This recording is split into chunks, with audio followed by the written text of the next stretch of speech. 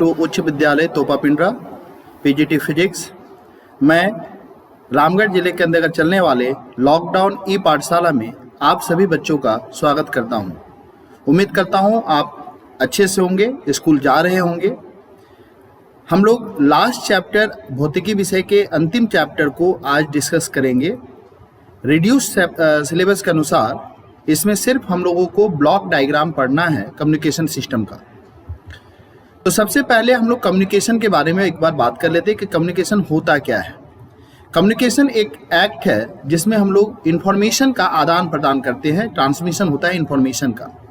हर एक living thing, जितने भी लिविंग थिंग्स हैं वो इंफॉर्मेशन को रिसीव करते हैं, इम्पार्ट करते हैं, एक दूसरी जगह भेजते हैं, दूसरे से रिसीव करते हैं।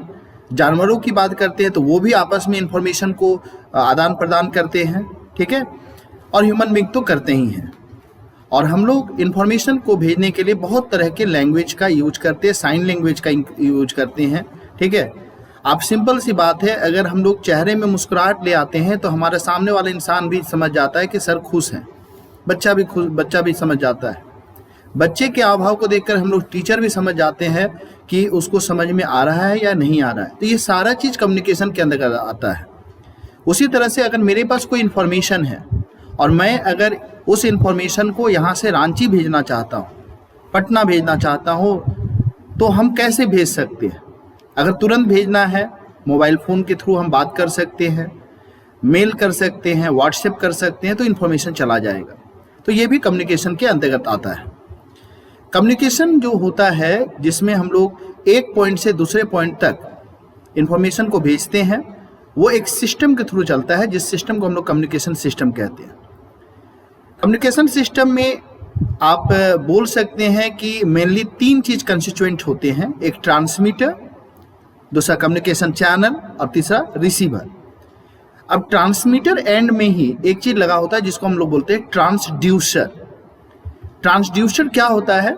ट्रांसड्यूसर एक बोल सकते हैं हम लोग एक डिवाइस है जिसके द्वारा हम लोग एक फॉर्म ऑफ एनर्जी को दूसरे फॉर्म ऑफ एनर्जी में कन्वर्ट करते हैं। जैसे अगर हम मोबाइल फ़ोन लेते हैं, मोबाइल फ़ोन से किसी को बात करते हैं, किसी को कुछ बोल रहे हैं, तो यहाँ पर जरूर कुछ ऐसा लगा हुआ है जो मेरे साउंड एनर्जी को इलेक्ट्रिकल एनर्जी में कन्वर्ट कर रहा है और फिर उसको सिग्नल बना करके भेज रहा है, ठीक है। तो वहाँ पर एक ट्रांसड्यूसर लगा रहता है ट्रांसमीटर में। उसके बाद उसमें एम्पलीफायर लगे होते हैं, एंटीना लगा होता है। अब बोलोगे कि मोबाइल फ़ोन में एंटीना कहाँ होता है? तो इसके अंदर इनबिल्ट होता है, बिना एंटीना के काम ही नहीं कर सकता है। एंटीना होता है, उसके बाद सिग्नल को भेज दिया जाता है, ये ट्रांसमीटर एंड में होता है। एक और चीज़ होता है जिसको हम लोग बोलते हैं मॉड्यूलेशन, मॉड्यूलेटर लगा रहता है। तो मॉड्यूलेशन करके सिग्नल को मॉड्यूलेट करके भेजा जाता है। उसके बाद जब सिग्नल जाएगा तो कैसे जाएगा? तो जाने के लिए रास्ता होना चाहिए, ठीक है। अब रास्ता जो होता है वो 2 तरह का होता है, एक होता है गाइडेड, एक होता है अनगाइडेड। अगर हम लोग डायरेक्ट वायर के थ्रू कम्युनिकेशन कर रहे हैं, पॉइंट टू पॉइंट कम्युनिकेशन कर रहे हैं, तो वो हमारा गाइडेड मीडियम में आता है। आप बचपन की एक एक्टिविटी याद कर सकते हैं, जब आप 2-3 क्लास में होंगे, माचिस का डब्बा लेते थे, उसमें एक धागा बांध करके, ठीक है, दोनों साइड माचिस की तिल्ली बांध दिया जाता था और एक जन कोई बोलता था, दूसरा कान में सुनता था। तो वहाँ भी आपका कम्युनिकेशन हो रहा था, वो गाइडेड था। उसमें जो धागा था वो गाइड कर रहा था आपके साउंड वेव को ले जाने में, तो गाइडेड में आएगा। हम ऐसे ही कॉमनली असेंबली में कुछ बोलते हैं तो वो अनगाइडेड में आ जाएगा। उसको हम लोग पाथ नहीं बता रहे, अपने आप जा रहा है, हर डायरेक्शन में जा रहा है, वो अनगाइडेड हो जाएगा। तो गाइडेड जो कम्युनिकेशन सिस्टम चैनल होता है उसमें 3 चीज़ मेनली यूज होता है। एक ट्विस्टेड पेयर होता है वायर, या फिर कोएक्सियल केबल्स यूज होते हैं, और आजकल बहुत ज़्यादा यूज हो रहा है ऑप्टिकल फाइबर। इसमें लॉस भी बहुत कम होता है। दूसरा होता है अनगाइडेड ट्रांसमिशन, जिसमें हम लोग माइक्रोवेव्स का यूज करते हैं, स्पेस का यूज करते हैं ट्रांसमीटर और रिसीवर के बीच में। तो एक तो हो गया ट्रांसमीटर जो मैंने आपसे डिस्कस किया, दूसरा कम्युनिकेशन चैनल, और तीसरा होता है हमारा रिसीवर।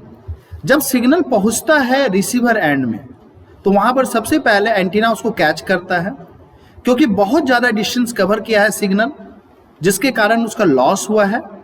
तो उस लॉस को जो है कंपनसेट करने के लिए उसको एम्पलीफाई किया जाता है, उस सिग्नल की स्ट्रेंथ को बढ़ाया जाता है। उसके बाद उसको डिमॉड्यूलेट किया जाता है। डिमॉड्यूलेशन आप लोग नाम सुनते होंगे मॉडेम का।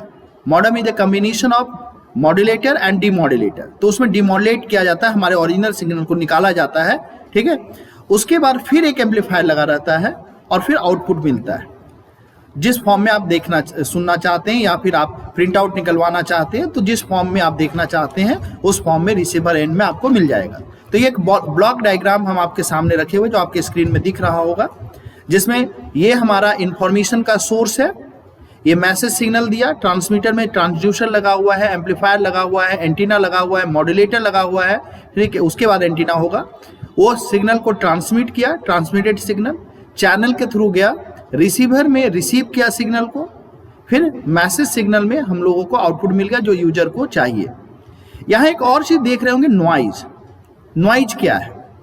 नॉइज जो है, जो भी अनवांटेड सिग्नल आ जाता है, आप कभी कोई मोबाइल फोन में बात करते होंगे तो बीच में एक अजीब टाइप का आवाज आता है, that is noise, any unwanted signal, ठीक है।